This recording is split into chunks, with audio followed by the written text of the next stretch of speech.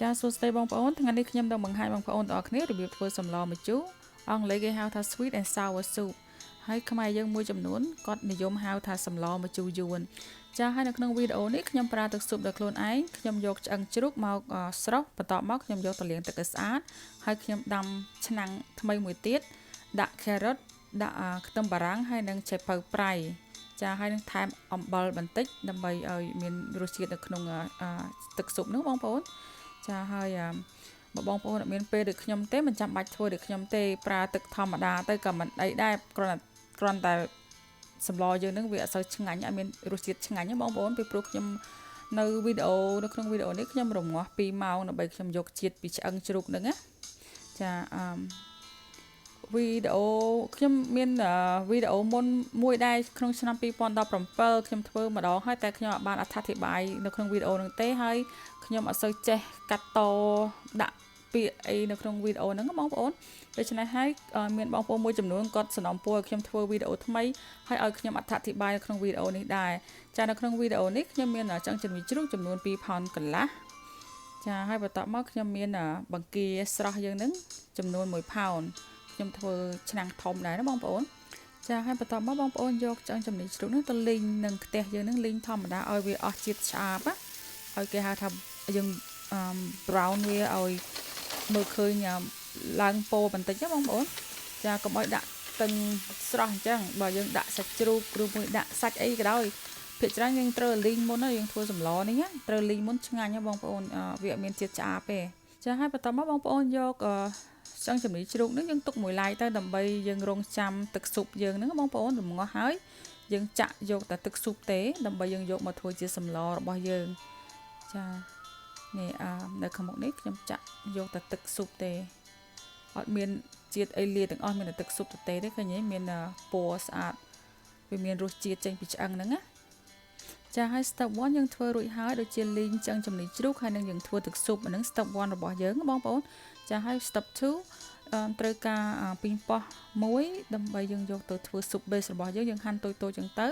ចាបន្ទាប់មកយើងត្រូវការខ្ទឹមសឲ្យក្រៅបន្តិចយកខ្ទឹមសបន្តិចយកទៅកម្លោចជាមួយ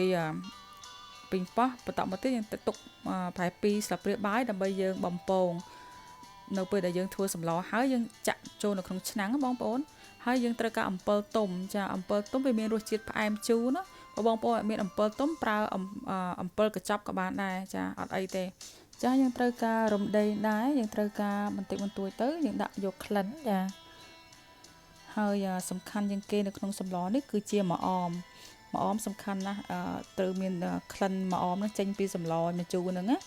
ចាហើយបន្លែសំខាន់ជាងគេគឺជាម្នាស់បងប្អូនអត់ចោលទេណាម្នាស់ណាចាបន្ទាប់មកយើងបើមានត្រឡាចដាក់ត្រឡាចក្រអៅឈូកក្តាត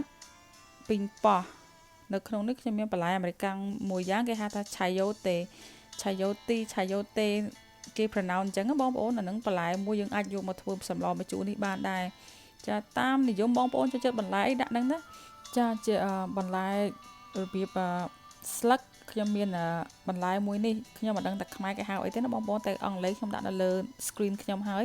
ចាវាមានជាតិជូរបន្តិចហើយបន្ទាប់មកខ្ញុំមានពោតបារាំងយើងហ្នឹងដាក់បន្តិចបន្តួចទៅចានៅអាមេរិកហ្នឹងគេស្លគេដាក់នឹងខ្លះណាបងប្អូនចាឥឡូវនេះខ្ញុំធ្វើ soup base ឲ្យបងប្អូនមើលខ្ញុំដាក់ខ្លាញ់បន្តិចតមកយកខ្ទឹមសដែលខ្ញុំប្រាប់មុនហ្នឹងយកមកក្រឡោចវាឲ្យឡើងពណ៌ទៅបន្ទាប់មកយើងដាក់ពីងប៉ោះដែលខ្ញុំប្រាប់ហ្នឹងហាន់តូចៗហ្នឹងលីងវាឲ្យលីងជាមួយខ្ទឹមសហ្នឹងចាដើម្បីយើងធ្វើជា soup base របស់យើងហ្នឹង soup base ហ្នឹងយើងធ្វើអញ្ចឹងវាមានពណ៌វាមានរសជាតិជូរអែមនៅក្នុងហ្នឹងបងប្អូនចាខ្ញុំមានវីដេអូមុនខ្ញុំអត់ធ្វើអញ្ចឹងទេវីដេអូនេះខ្ញុំធ្វើប្លែកបន្តិចវីដេអូមុនខ្ញុំដាំទឹកដាក់ម្ដេងហើយដាក់ឆ្អឹងចំណីជ្រូកចូលប៉ុន្តែលើកនេះខ្ញុំធ្វើរបៀបផ្សេងបន្តិចបងប្អូនចាយើងធ្វើម្ហូបយើងคลายខ្លះទៅណាចាបន្ទាប់មកខ្ញុំដាក់ទឹកស៊ុបដែលខ្ញុំសម្រាញ់ចេញពីមុនហ្នឹងខ្ញុំដាក់ទៅចាយើងធ្វើជា soup base យើងចាក់ទឹកស៊ុបទាំងអស់ហ្នឹងចូលទៅបងប្អូនចង់បានទឹកប៉ុណ្ណាយើងចាក់ប៉ុណ្ណឹងទៅណាឃើញខ្ញុំអត់មានប្រើទឹកសុទ្ធទេបងប្អូនខ្ញុំយកទឹកស៊ុបនេះមកធ្វើជាសម្លចាបន្ទាប់មកខ្ញុំដាក់រំដេងចូលចាដល់ពេលដាក់រំដេងហើយចាំមកទឹកពុះ ចាំទៅពុះបើយើងដាក់ឆ្អឹងចំណីជ្រូកនឹងចូលណាបងប្អូនកុំឲ្យតន់ដាក់ឆ្អឹងចំណីជ្រូកនៅពេលដែលទឹកមិនតន់ពុះ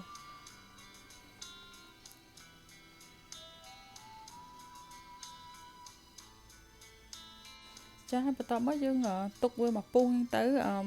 យើងអាសា check មើលទៅបងប្អូនដើម្បីយើងចង់ដឹងថាឆ្អឹងចំណីជ្រូកយើងចិត្តផុយឬនៅអីចឹងណាចាហើយនៅពេលនេះបងប្អូនអាចយកទឹកស៊ុបហ្នឹងមកលាយជាមួយអំពិលទុំយើងនេះដើម្បីយើងយកជាតិជូរចាយកយើងដួសមក2-3វែកមកយើងដាក់ត្រាំវាទៅបន្ទាប់មកវារីកហើយចាបងប្អូននៅខាងមុខនេះយើងនៅពេលយើងស្លបងប្អូនអាចតម្រូវទៅលើរសជាតិម៉ត់ខ្លួនឯងណាចំពោះខ្ញុំធ្វើរបៀបខ្ញុំនេះគ្រាន់តែបង្ហាញបងប្អូនដល់គ្នារបៀបធ្វើសម្លម្ជូរទេណា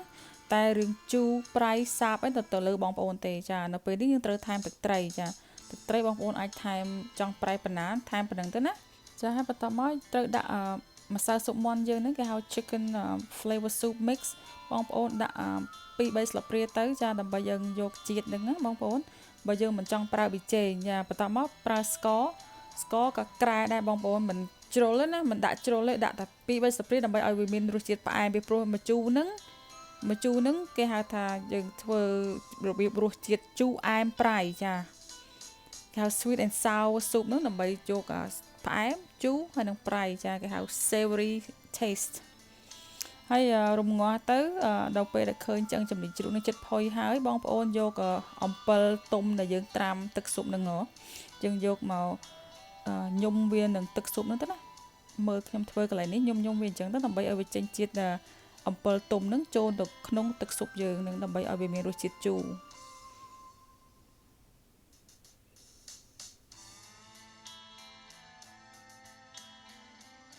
ចាហើយបន្ទាប់មកឃើញថាឆ្អឹងចំណីជ្រូកយើងចិត្តឆ្អិនហើយដូចថាមិនតាំងកពិតទៅឆ្អឹងចំណីជ្រូកហ្នឹងឆ្អិនហើយណាបងប្អូនយើងចង់ដឹងថាចិត្តផុយឬនៅក្នុងផុយបាន 80% ហើយចាំដាក់បន្លែចូលបន្លែយើងដាក់បន្លែមួយណាដែលរឹងជាងគេមិនងាយផុយយើងដាក់ទៅមុនគេទៅបើសិនបងប្អូនមានក្រអៅឈូកដាក់ក្រអៅឈូកមុនចាបន្ទាប់មកយើងដាក់បន្លែណាដែលមិនងាយផុយយើងដាក់មុនទៅបន្លែណារហ័សផុយយើងចាំដាក់ក្រោយគេចាយើងប៉ាន់ស្មានមើលខ្លួនឯងចឹងទៅណាបងប្អូនចាបន្ទាប់មកយើងបំពងខ្ទឹមយើងនេះពីស្លាបព្រាបាយដែលយើងទុកហ្នឹងយើងយកមកបំពងទៅដើម្បីយើងដាក់នៅលើសម្លនៅពេលក្រោយនេះបងប្អូនចាបន្ទាប់មកខ្ញុំដាក់ពោតបារាំងយើងនឹងបន្តិចខ្ញុំអត់សូវចូលចិត្តប្រហែលនេះខ្ញុំដាក់យកពោហើយនឹងមិនអីយើងដាក់ច្រើនវាមិនសូវឆ្ងាញ់ដាក់បន្តិចបន្តួចទៅហើយខ្ញុំដាក់ក្តាតខ្ញុំចូលនេះគឺជាបន្លែដែលរហ័សផុយបងប្អូនខ្ញុំដាក់ក្រោយគេចាបន្ទាប់មកបង្គាស្រស់ហ្នឹងរហ័សផុយសំតោរហ័សឆ្អិនណាយើងដាក់ក្រោយគេដែរណាបងប្អូនចាដល់សិនបងប្អូនដាក់មុនជាមួយឆ្អឹងចំណីជ្រូក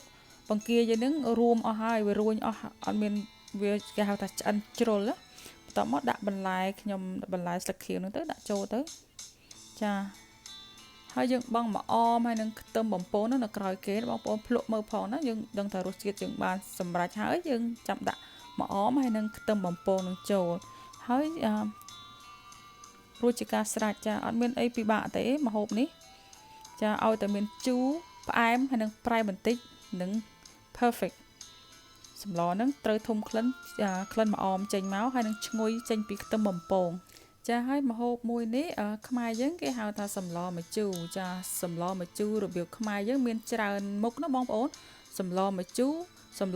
ស្រែសម្លម្ជូរគ្រឿងសម្លម្ជូរខ្ទិះចាដូច្នេះហើយបើសិនណាបងប្អូនឮគេហៅថាសម្លម្ជូរទទេគឺជាសម្លម្ជូរនេះឯងគេហៅ sweet and sour soup ចាហើយ